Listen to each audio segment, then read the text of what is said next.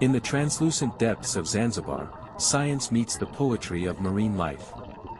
Among reefs that function as living cities and species that communicate in a delicate ecological balance, every movement reveals processes invisible to the naked eye. As we dive, we observe not only beauty but mechanisms that sustain the very web of life, connecting all the species that live here. This documentary invites us to explore a universe where biology breathes in color and motion. On coral reefs, hard corals rise like the silent architects of the ocean. They are tiny organisms, yet capable of building giant structures over centuries, depositing layers of calcium carbonate that form the backbone of the entire marine ecosystem. Each colony is a collective organism, a living community that transforms light, nutrients, and time into complex cities, filled with shelters, corridors, and walls that support thousands of species. Hard corals are not just reef builders, they define the habitat structure and directly influence species distribution.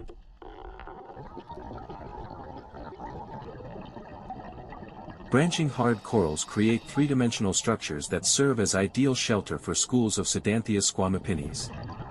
The dense branches provide shade and multiple refuge points, allowing dozens of fish to protect themselves from predators while staying close to feeding areas in the water column. This proximity between shelter and food increases the species' energy efficiency and explains the high concentration of these fish on well-structured reefs.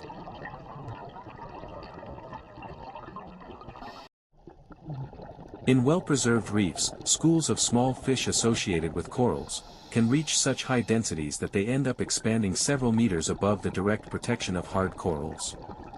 When the search for food increases, many individuals move into the upper water column, even though they become more exposed to predators.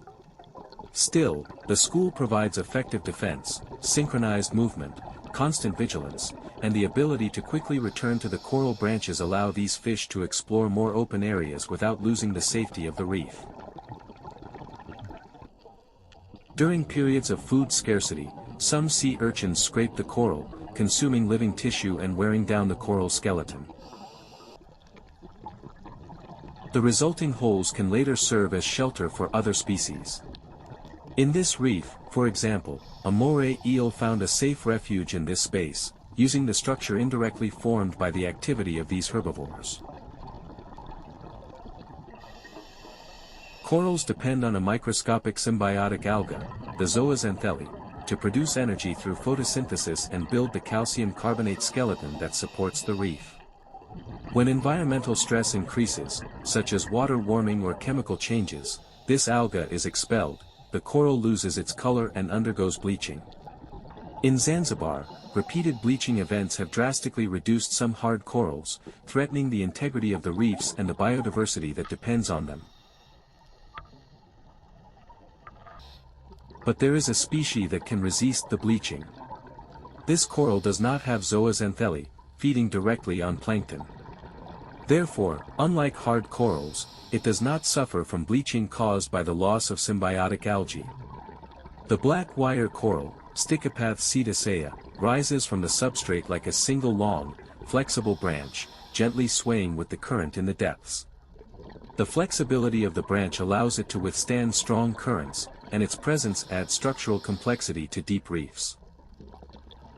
At the base of the black wire coral, it is possible to observe small fire gobies making use of the shelter the coral provides.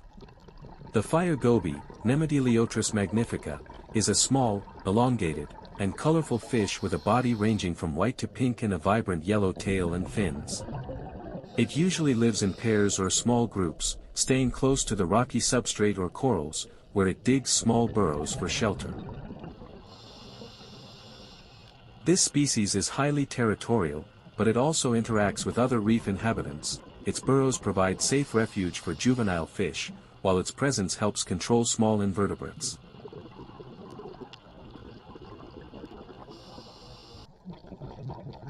Among the branching corals, the nudibranch Philidia varicosa moves calmly, using the reef as shelter while searching for the sea sponges it feeds on.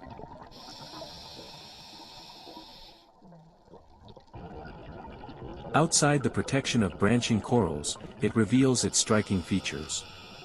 Growing up to about 115 millimeters, it displays 3 to 6 longitudinal ridges, with tubercles that have a bluish-gray base and yellow top. This species resembles the juveniles of the sea cucumber, Persinotheuria griffii, which are also colored with yellow projections.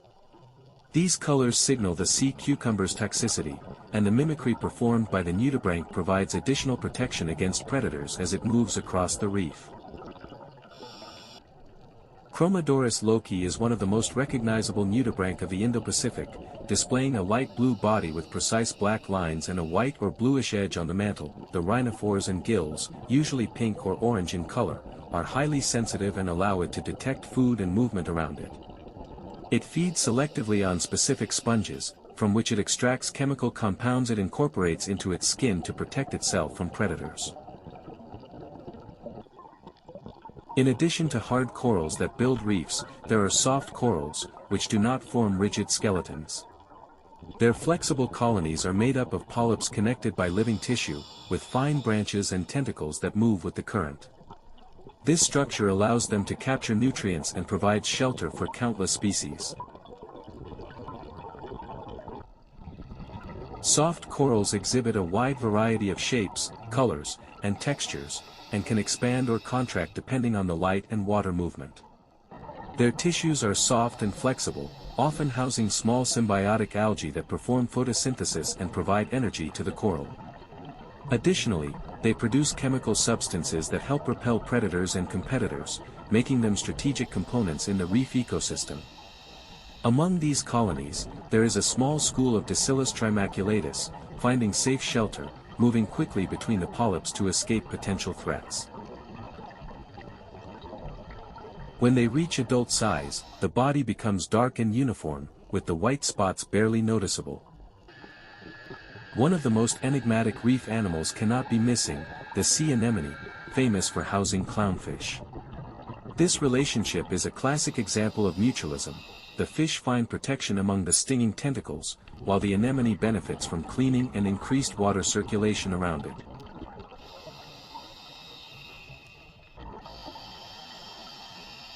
The morphology of the nose-striped clownfish is relatively simple, with a fusiform body of uniform pink coloration and a white longitudinal stripe that extends from the head region to the caudal fin. The mutualism with the anemone is the result of chemical and behavioral adaptations. The mucus layer covering the fish's body contains compounds that make it immune to nematocysts, allowing it to move among the tentacles without being poisoned. In return, the fish actively ventilates the tentacles, removes sediments, and deters small predators. From a behavioral perspective, a stable hierarchy forms within each anemone. The largest and most aggressive female occupies the top, followed by a functional male. The other individuals remain in pre-reproductive stages and only physiologically mature when one of the dominant individuals is no longer present.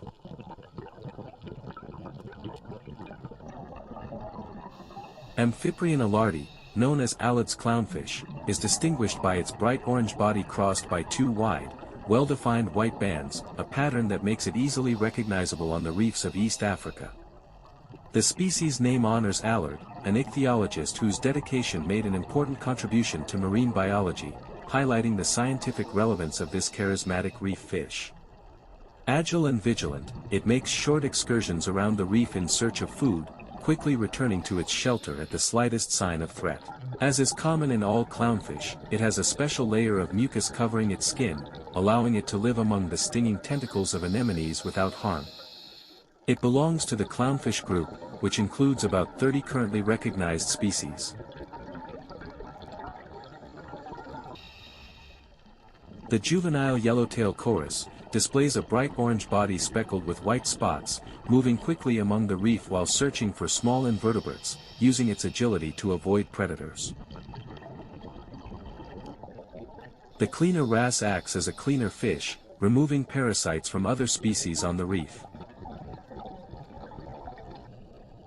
This juvenile hogfish of the genus Macropharyngodon swims with delicate movements and contrasting colors. Still young, it displays intense patterns that act as camouflage, blending with shadows and fragments of the reef. Every movement is quick and precise, as it learns to survive in an environment full of predators. At dusk, it dives into the fine sand, where it buries itself to protect itself during the night, in a daily ritual essential for its growth. As it grows, this juvenile begins to venture into more open areas of the reef. Its vibrant patterns become more defined, signaling the gradual transition to the adult phase. This elegant fish is the yellowfin goatfish, with an elongated yellow body. Juveniles display irregular color patterns, shades of brown, yellow, and green, which serve as camouflage. As they grow, their coloration becomes more uniform and their body more robust. Behaviorally, they alternate periods of intense substrate exploration with brief resting pauses. Their responses to predators are quick and coordinated, and the fish use crevices and small reef depressions as shelter. The male Sedanthia squamopinnes displays an intense coloration that combines deep orange tones on the head and flanks, while the body shows golden yellow scales that create a shimmering pattern when reflected by the reef light. The pectoral fins feature a reddish or purplish spot, with soft shadows that can appear brownish depending on the angle and lighting. This mix of warm colors makes the male particularly visible as it moves through the water column in search of small planktonic organisms. Its chromatic vibrancy changes slightly with activity, becoming even more pronounced during moments of higher energy and movement in the reef. They live in harems formed by a single dominant male and several females. If the male disappears, the most robust female changes sex and takes on the leadership role in the group. The females display a softer orange coloration, with subtle yellowish tones that easily distinguish them from the male. Hovering over the reef, the sunburst butterflyfish is attentive to every detail of the environment around it. Curious, it approaches to inspect. With a laterally compressed body and yellowish coloration crossed by dark stripes. It is usually not alone, it forms small schools that swim together with coordinated movements, increasing protection against predators. Agile and alert, the melon butterflyfish swims close to the corals, using its elongated snout to reach small invertebrates in crevices. Displays a yellowish coloration with dark stripes running across its head and body. It has diurnal habits, constantly moves in search of food. The lined butterflyfish has a laterally compressed body with numerous thin, diagonal lines running along its entire length. It patrols small areas, in search of food and avoiding predators while exploring its habitat. It is a social fish but keeps some distance from other individuals of the same species. Interestingly, when it senses danger, it can remain still and align its body between the corals, confusing predators thanks to the thin lines that blend with the environment. The longfin bannerfish has a laterally compressed body, with a yellow background and intersecting black diagonal lines that form a striking and unmistakable pattern. It is considered diurnal, but some stomach analyses of specimens caught at night show digested prey, suggesting that much of its feeding occurs during the night. Swimming among the coral reefs, the Moorish idol immediately stands out for its elegant silhouette and striking color contrast. The black, white, and yellow stripes are not just beautiful, they help in visual communication and in recognition among individuals of the same species. The Moorish idol is generally observed swimming alone or in stable pairs, suggesting a strong bond between individuals. This behavior reduces conflicts and facilitates the search for food on the reefs. With a varied and demanding diet, it spends much of the day searching for sponges, algae, and small invertebrates attached to the rocks.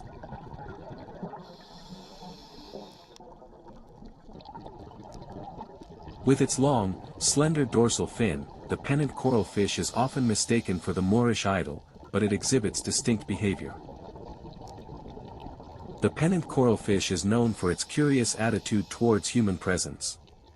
Unlike many more elusive species, this fish slowly approaches divers, keeping a safe distance, as if observing every move. It's not about boldness, but recognition, a behavior typical of species accustomed to relatively stable environments. For those watching, this moment creates a rare connection between humans and marine life. However, it is essential for divers to maintain a passive stance, avoiding sudden movements.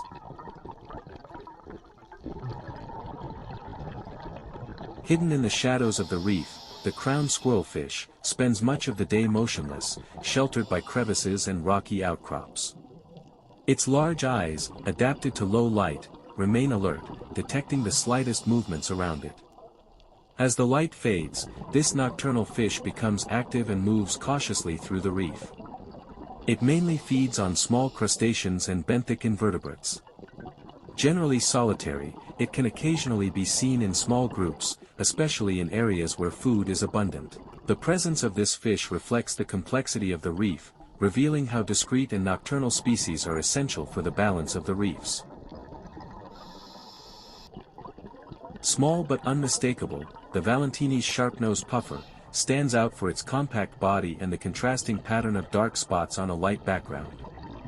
It is a diurnal and territorial species, occupying small areas of the reef. Its diet includes filamentous algae, sponges, and various benthic invertebrates, playing an active role in reef substrate dynamics. Its fused beak allows it to scrape and crush organisms attached to hard surfaces. Like other pufferfish, it has the ability to inflate its body in threatening situations, an effective defensive behavior that reduces the likelihood of predation. The black-spot puffer inhabits tropical reefs. Its rounded shape and dark spots make it unique among ocean fish.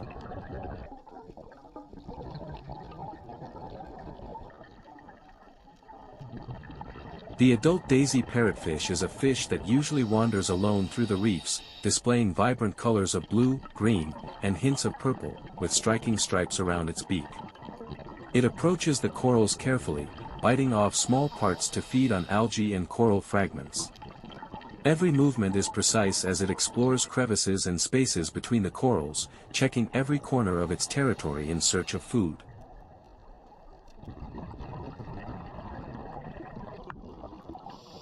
With its characteristic beak, similar to that of other parrotfish, the blue-barred parrotfish shapes the reefs as it feeds.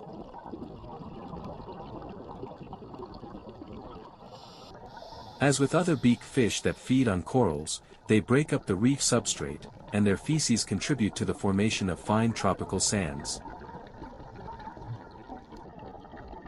Here a peacock hind slowly patrols the part of the reef that corresponds to its territory. While a juvenile black and white snapper, usually a schooling fish, is observed alone, a brown and white butterflyfish swims alone above the reef, moving smoothly while observing the surrounding environment. It feeds on plankton floating in the current, slowly turning and adjusting its position. Its behavior shows constant attentiveness, alternating between moments of exploration and pause, searching for food without straying far from potential shelter areas. Wandering through the reef, this small group of surgeonfish glides with precision, searching for algae to feed on. The black-side hawkfish remains still on the reef, observing the surrounding environment. The variegated lizardfish has an elongated body with developed caudal muscles for explosive movements, essential for ambushes. While remaining still, camouflaged against the rocky bottom, it uses its strong jaw to capture unsuspecting prey. The eyes positioned on the sides provide a wide visual perception, allowing it to detect nearby movement. The false stonefish remains motionless on the rock, camouflaged by its irregular body. Its upward-angled mouth allows it to ambush prey swimming just above the substrate, while its venomous dorsal spines stay ready for defense. The honeycomb grouper is resting on the sandy bottom adjacent to the reef. Its body is covered with small brown hexagons, separated by lighter spaces, arranged in darker, irregular diagonal bands. It remains motionless for long periods, making only small movements while observing the surrounding environment in search of small fish and invertebrates. The white-edged lyretail belongs to the Serenid family, inhabiting outer reefs up to 200 meters deep. This colorful fish from the Indian Ocean is the black-spot rubberlip, and is generally found at depths between 5 and 55 meters. This bony fish has a yellowish-gray body covered with irregular dark spots and fleshy lips. Adults reach between 35 and 50 centimeters, with pectoral fins shorter than the ventral fins. It has a long dorsal fin, has 13 spines and 19 to 20 soft rays. During the day, they can form small groups sheltered in crevices or on reef slopes, while juveniles stay close to seagrass beds. They feed mainly on crustaceans and small fish, becoming more active in the late afternoon and at night. A black-spot rubberlip swims beneath a school of fish, calm, feeling no threat. It easily avoids the fish, exploring the reef while staying safe and alert to its surroundings.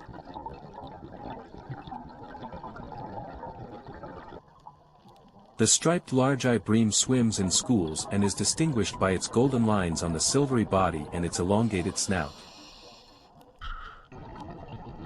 The trumpet fish has a tubular mouth and a very elongated body, which can reach up to 2 meters. Black bar soldierfish are generally found in crevices and under corals during the day. They have a laterally compressed body, with reddish coloration and large eyes adapted to low light. At night, they emerge to feed on small invertebrates, moving in small schools that offer protection against predators. Their movements are quick and short thanks to the morphology of their fins. During adulthood, they display defined social behavior, grouping in small schools that stay close to each other. The broad-bared lionfish is recognized by its long venomous dorsal spines and its large, spotted pectoral fins. The reddish and light striped coloration serves as aposematic signaling, warning potential predators. During hunting, it moves slowly, spreading its fins to corner small fish and crustaceans against the substrate, where its protrusible mouth performs rapid and efficient suction. In certain situations, it may adopt an inverted posture, under ledges or reef structures, a strategy that increases the attack angle and makes it harder for prey to detect.